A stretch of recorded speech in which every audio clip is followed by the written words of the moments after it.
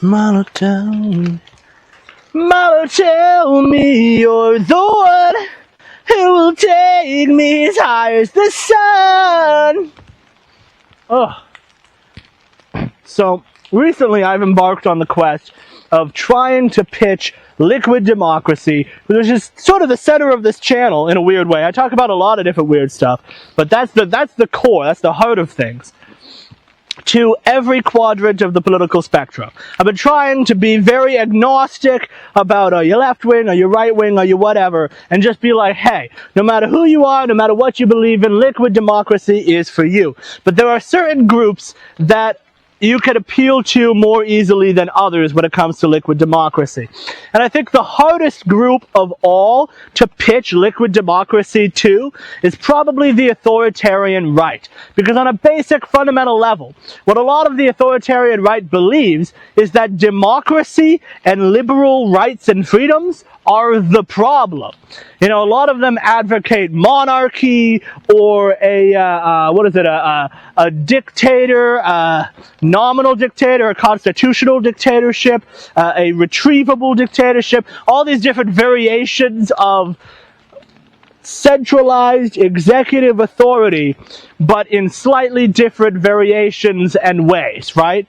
And they're also pretty critical of individual rights and liberties, and they're more in favor of a sort of a communitarian view that says that your individual rights and liberties are less important than the collective group's, goals, right?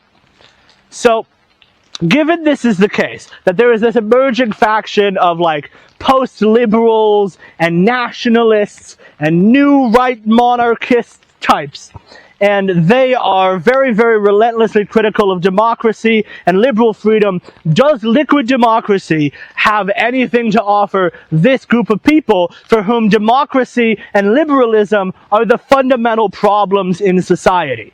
Counterintuitively, I would actually argue yes. I would argue that this group has a lot to gain from liquid democracy. The entire irony of post-liberalism as a movement is that it has only really gained traction. These new right ideas have only spread on alternative media sources which exist after the collapse of the monoculture, which is a phrase used to refer to the fact that it used to be the case that everybody pretty much got their news from one place. Everybody used to get all of their ideas from Walter Cronkite. That's usually the go-to example when people talk about this, Walter Cronkite. Or, some major news network, basically. Whatever it is, everybody had this shared vision and understanding of reality. And at the same time, it used to be the case that no matter who you were, liberal or conservative, you could reasonably expect people to say that they were Americans, that they were patriots, that they loved their country, and so on and so forth. So there was this unifying vision of what America was that spanned across traditional partisan boundaries, and everybody agreed that we should be one big country together. Now, that's not the case. And it is only with the emergence of these different splits and factions and micro-niche ideologies on the internet where people have started to move away from this totalizing worldview and towards these more specific niche ideologies that post-liberalism has even started to gain traction as an idea in the first place. The way that both democracy and the media used to work was basically by taking everybody's ideas of what a good society should be. Gay, straight, black, white, man, woman, whatever culture, whatever heritage, whatever set of morals and values they were raised on, taking all of their ideas about how the world should function, and you just add them together and you divide by how many people there are. And whatever you get as the value system that is least offensive to the lowest common denominator of everybody. That is what we went with. And that is what the news, pitched to. That is what blockbuster movies were sold on. That is the values that we were raised on. The values we were raised on were watered down to the point of meaning almost nothing. The only things we could really agree on across all kinds of different religions and ethnic boundaries and all these other different boundaries that we crossed was like the golden rule or something like that. Be good to others, treat others as you would have them treat you, right? Said the rapist. Of course, you don't always treat others exactly how you want them to treat you. And why, by the way? Why should you treat others how others treat you? In which specific context? If you're even moderately conservative in America today, you might be wondering to yourself, treat others the way they treat me. Does that mean that men and women need to be treated exactly the same despite innate biological differences? You know, it's a vague rule, but everyone agreed on it. They agreed on it, and if there was a very niche exception to it, they just kind of ignored it in that niche exception. But they still believed it was true. They believed in those loose, vague aphorisms, those moral platitudes. And this is how boomers talk, right? This is the difference between the vibe of the older generations and the younger ones, is that the younger ones have very specific beliefs. We know exactly what we do and do not stand for. The older generation stood for whatever, man. They stood for some combination of everything. And they're disturbed as they watch rising partisan tensions collapse that middle ground that they used to all stand on. But I'm not disturbed. I'm hungry for more. I am excited to finally see this nothing of a worldview collapse and be replaced by a series of different specific worldviews that involve people actually believing in something for once. People are actually advocating specific things, and they know when they want something different from what something else wants. Post-liberalism is a product of this new cultural environment. Post-liberalism is the product of a conservatism that is starting to say, we have allowed you do you and I'll do me to be a rule of thumb for too long. And now we need to unite under some kind of common shared vision of the good life, and we need to use the collective power of the state to impose that shared vision on the good life upon everyone. Because otherwise, it's all subjective. Otherwise, somebody overdosing on heroin on the side of the street is living every bit as good of a life as someone who is not overdosing on heroin on the side of the street. And that is just not accurate. It's not accurate that every single way of living your life is exactly equally good to every other. Some ways are healthier, some ways are kinder, some ways are smarter to yourself in the long term. Some ways are just more enjoyable subjectively. And if we do not help people to find those proper paths, people will flow like water towards the lowest common denominator of human behavior. We will flow like water towards our lizard brains, take it over, and getting us addicted to every little thing, to gambling, to our phones, to porn, to all kinds of stuff. Post-liberalism has emerged in direct response to neoliberalism. For years, the people who governed us now did so on the basis of big tent coalitions. The Democratic Party was managing a bunch of different groups of people who really didn't agree with each other on very much of anything. Anarchists, communists, progressives, loose liberal identifying centrists. All of these people were under one tent. As Alexandria Ocasio-Cortez once said, "How are we in the same party?" to Nancy Pelosi. There's no reason they should be in the same party. In a sane world, those would be two different political parties. Or there'd be 12 different political parties to accurately represent the real variety of human thought inherent in the left. And at the same time, there's all these different factions on the right. The reason Donald Trump's position on tariffs is so confusing right now is because he is trying to satisfy everyone at once. He wants to simultaneously be a free markets, free man, libertarian, and a let's use tariffs to bring back industry nationalist. He wants to be a new right conservative, a nationalist, a libertarian, a populist, and he wants to be all of those things simultaneously. And he's not doing a very good job of balancing those things in the second term. Both parties are struggling right now to deal with all these people on the edges who are more rambunctious than they've ever been before. In no previous generation have we seen this many nationalists or communists going against the big left and right-wing parties and saying, no, I don't want to be a part of your coalition, and I don't have to be a part of your coalition. Not anymore.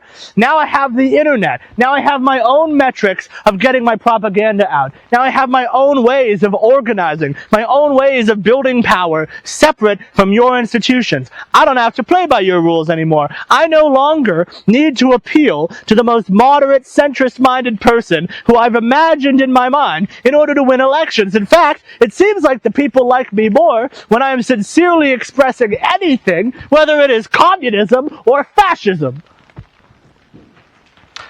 Our system of democracy is in desperate need of updating.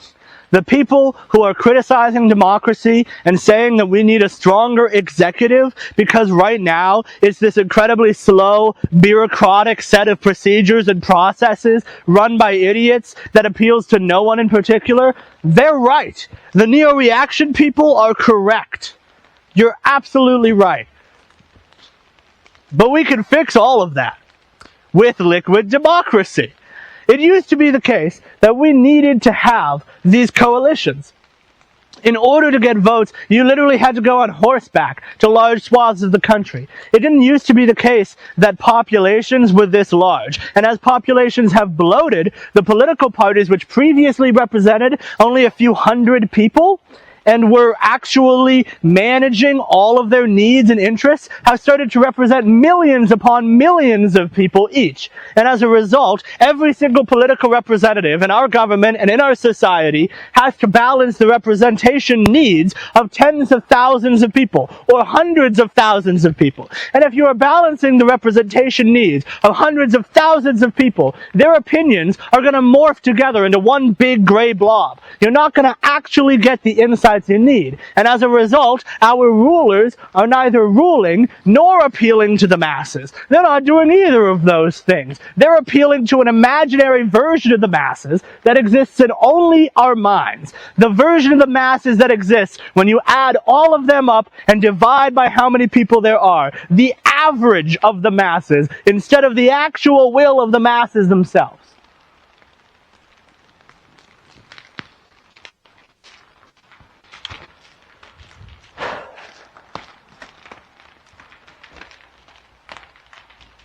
With liquid democracy, we can finally free all of these different niche ideologies from non-representation. No longer will you have to rely on the two-party system, or even the three-party system, or the four-party system. You will not have to rely on parties at all. You can be you.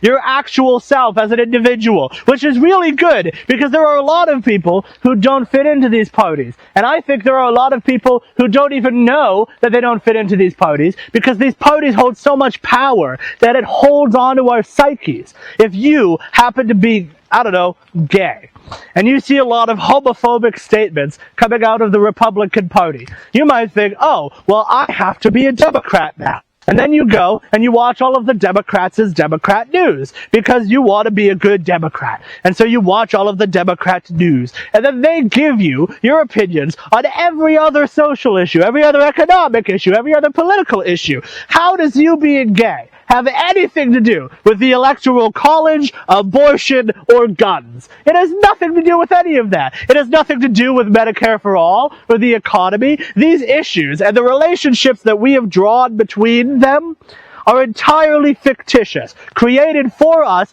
by a handful of very powerful party organizations that decide for us which groups we get to belong to. You don't get to be an individual. You have to be a part of either the Democrats or the Republicans, or you don't count.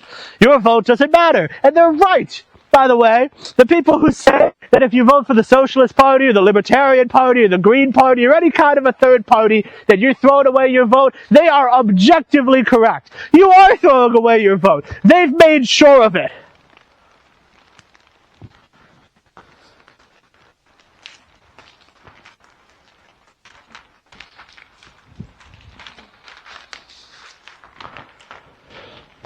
What we need is a system that allows us to accurately be represented on whatever issues we care about being represented on the most, that allows us to prioritize some issues over others, that allows us to separate the economic from the cultural if need be, that allows us to separate individual cultural issues from one another so we can tweeze out the specifics and nuances of what we actually want to see happen in our society. We need that if we're centrists, we need that if we're socialists, we need that if we're fascists, we need that if we're whatever the hell a post-liberal is.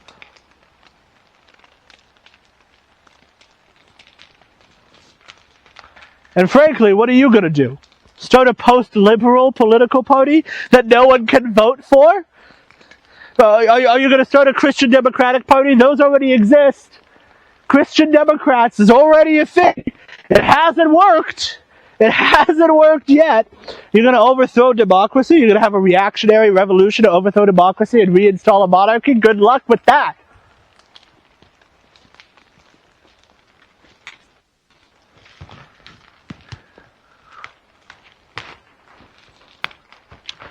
If you want to move in the direction of increasing concentration of executive power, and you want to criticize liberal individual freedoms, you need to be in a government that you can trust to do those things.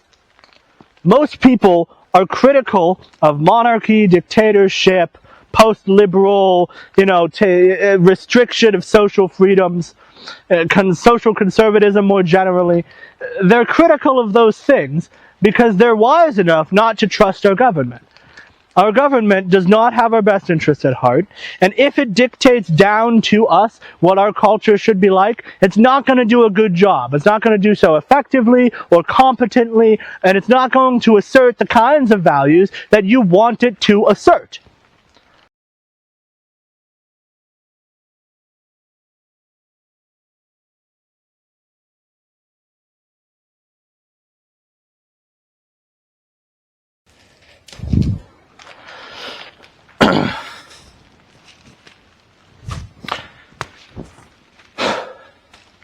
All my friends are in their heads again, and I don't wanna be a loner, na na na na. In my head, I can sleep when I'm dead. Don't let your heart delude you, na na na na. Bounce if you've had enough of the people you know. Bounce if you've had enough of their alter egos. Bounce if you've had enough of the people you know. Bounce if you've had enough and just let it go. Whoa, whoa, whoa, whoa. So come on, can I dream for one day? And there's nothing that can't be done. Oh, how long should it take somebody before they can be someone? Oh, save yourself from the lies, all the lies of the beautiful people. Come alive like the 4th of July. Oh, I've lived through my share of misfortune, and I've worked in the blazing sun. So how long should it take somebody before they can be someone? Oh, save yourself from the lies, all the lies of the beautiful people. Come alive like the 4th of July. Oh, oh, oh.